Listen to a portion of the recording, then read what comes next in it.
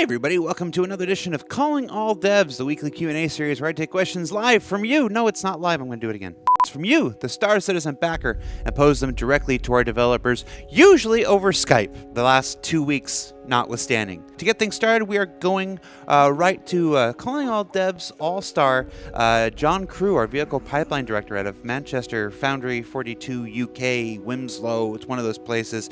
John, how you doing, man? I'm good, thanks. How are you? I just did the best intro I've ever done, so... Wow, I look forward to hearing it. Pretty good. All right, I got 2 questions for you. Now, these are questions that are submitted on Spectrum. They are voted on by the backers. Right off the bat, going to hit you with a hot topic as of late. What changes are currently planned for the 600i? You know, after numerous negative feedback from the community in terms of its slow speed, ugly weapon placement, and landing gear, bad shields, this person really doesn't like the 600i. Yeah, sounds like there's lots of issues. So we did some tunings. I'll start with the stuff that we have done for 321. So we did a bunch of power tunings. We thought we'd fixed everything there with it. I know there were some big problems where you did anything in atmosphere and the whole ship just turned off. That should be better, but I've seen people still having that issue to a slightly lesser extent. Mm-hmm. So obviously we're going to look at that. The shields and power plants did get a big buff in 321 or 3.2, one of them, because it was when it was originally conceived, it was a medium ship, so it had medium-sized components. Then during production, it got larger, but it still kept the medium-sized things. We thought, yeah, it should still be able to do its job. You can only look at the data, numbers you have so far, and go, on paper, this is going to work. And you put it in game, and it didn't quite work. So that did have a bump up to some large components. Ugly weapon placement, yeah, it's not great. There's a long story behind that. So if someone comes and gets me at a Bar Citizen, we can talk about that. And that's not an easy fix or a quick fix to do. That's going to take a lot of rework. So that's nothing we're planning on doing soon. It functions, doesn't look great. We know about it. Interior stuff, obviously, lots of people have been looking into it and doing suggestions. We're not going to do at this time any huge interiors. Like, we're not going to rip out the interior and do it again.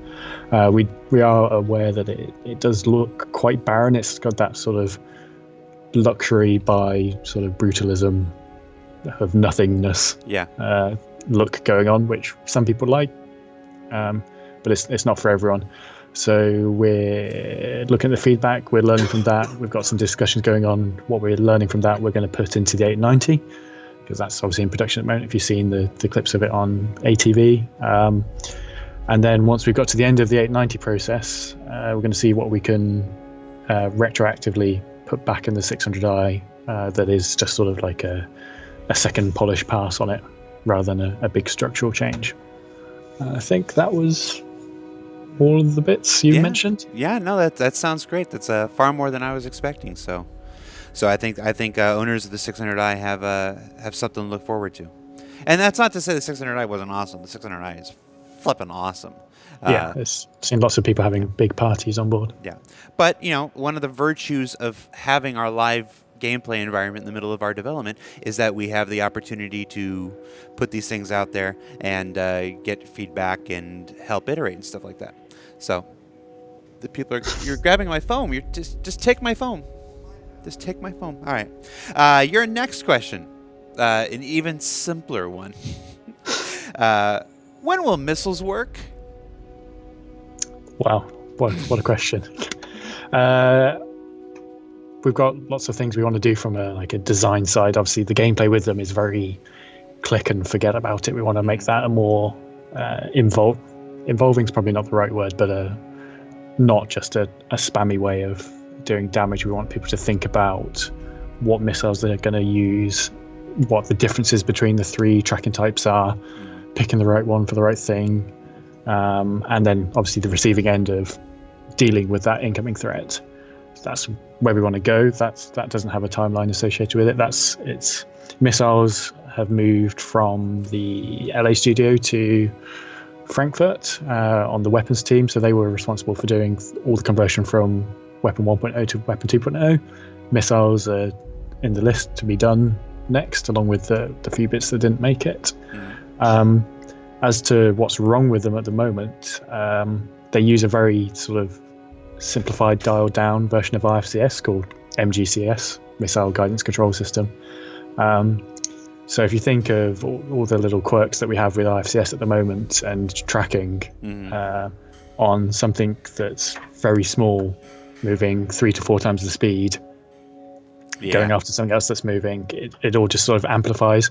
If you have that 0.1% error on a ship, that it gets wild on a missile. So we're aware of issues with their movement, their tracking, that really frustrating bug of where they just hit stuff and bounce off and do like a spiral around it. We seem to fix that every other week internally, and then something else, like so many things in the chain can break that. It can be ship specific, it can be shield specific, it can be missile specific, it can be networking, it could be we've even had the planets break it. So if you're in the planetary zone, they go to it and then just go off somewhere. We've had it where it has actually been doing it, but the UI just carries on as though it was never there. So it's so far away, the missile explosion effect happens, you don't see it. All you see is the UI just carry on for kilometers in distance. So you think you've missed, but you've actually hit. But yeah, we know there's problems. We're looking at ways to fix it. Don't have a time for that. Yeah. I know, talking with Todd, there are some fixes that we're going to try to get in for 3.3. Yeah. But not the whole rigmarole. Yeah, we want to hit the big offenders, like not being able to lock multiple targets frequently is a big problem, especially on things like the Retaliator or anything torpedo based where you're stuck with one. That's a lot of your gameplay gone. And the reliability of hitting and exploding stuff. Cool. Well, that's it. That's all I got for you. Cool. Thanks so much. And I'll see you at Bar Citizen in Frankfurt, maybe. No, maybe. Cologne. Yeah. Maybe both. Maybe both. Oh, all right. One day. Well, maybe there'll be some details about that soonish. Maybe we can have some English breakfast together. Yeah. You love them. You had a good thing. You had a good thing there, John. You had to ruin it. Never mind. All right, man. I'll let you go. All right. Bye. See ya. Bye. All right. Thank you so much, John Crew. Now we're moving on to another Calling All Dev All-Star. We haven't had him on the show in a while. I'm excited to go back to Rob Reiniger out of Austin, Texas. Rob, how you doing, man? Hey, what's up, Jared? How are you, man? Hey, it's another day in paradise. And I fell into my trap. Okay, forget it. Whatever. All right, I got 2 more questions for you. We just had 2 hard-hitting ones for John Crew. I got 2 that are a little easier for you than the ones he had, but far more interesting as far as what it means for the persistent universe. So I don't know. What am I doing judging the questions? They're all good. Every question you guys send are good. Yeah, you've had some good ones for me. So. All right. Your first question. For future quantum travel improvements, will we be able to filter what kinds of points show up on our HUDs with the tap of a button? Like, they just show me all the outposts, or just show me all the space stations, or just show me all the planets and moons, stuff like that. Because as Stanton expands, our quantum travel locations are going to get messy. Yeah, it's going to get quite extensive, and CR really wants to have different iconography for the different types of locations that we have, which is something that we're working on right now. But as we get more and more of these icons, more of our different types of locations in, we absolutely want to have a filter. It'll probably start in the mobiGlas. So in the star map, you'll just click. I want to see these things. I could see that expanding, as we get the multi-crew stuff up and running. You'll probably see like dedicated seats, have a little more control over, some of the other seats or combined in a small ship. We haven't really explored that as much to date, but that's definitely in the plans. Like, you have to be able to filter this large universe that you're going to be able to travel through. So that's going to be a huge element. Not just for travel, but for economy reasons, and show me places that have fuel, or show me places that have trade or this or that. Like it's going to be more than just the types of locations. Gotcha. All right, pretty good.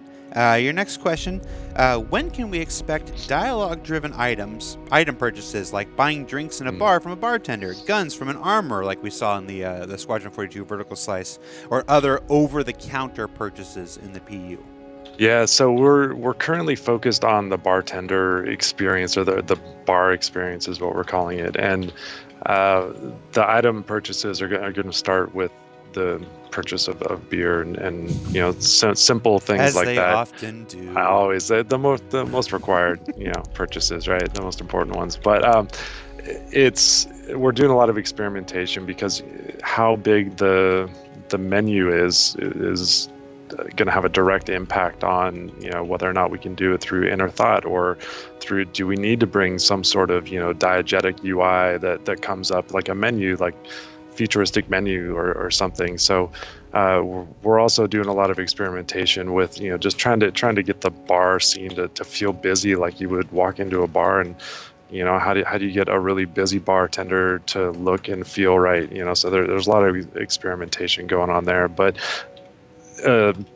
way in the future, when we get towards black market deals, like we don't want to have like just storefronts that are black market shops, right? Like we want the whole back alley transaction to be part of that black market experience, right? So you're gonna have to go and find the underground vendors and do those back alley deals, and we want that to be through player to NPC or NPC to NPC kind of type of transaction. So that's a very important part of the future of the transaction system, and it's something that I'd love to see sooner than later, but it's going to start simple in some of the shops and then work itself out into the mission system, the rest of the world, black market, and so on.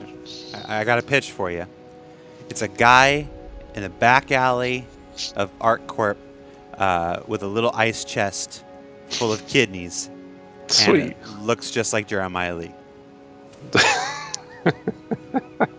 I'm not even going to ask where you're getting that from, or what that might be in reference to, but I bet you there's a long story there somewhere. If you haven't heard about the most upvoted thread in Spectrum history, that's good. You can focus on work. I missed that. I missed that one. No, Jeremiah's been trying to troll me for the last couple weeks, and it's never mind. Sounds like it's working. No. Yeah, it's not, but well, he's trying anyway. All right, Rob, I'll let you go, man. Thank you so much, man. dude. Yeah, take it easy. It's always fun, man. Thank you. Bye.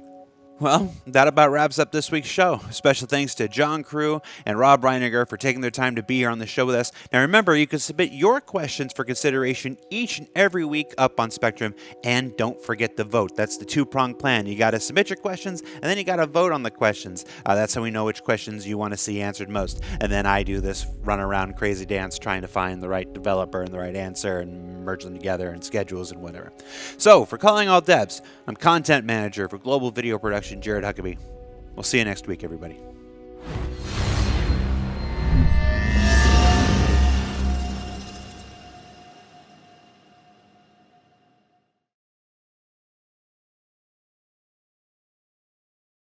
Thanks for watching. For the latest and greatest in Star Citizen and Squadron 42, you can subscribe to our channel, or you can check out some of the other shows, and you can also head to our website at www.robertsspaceindustries.com.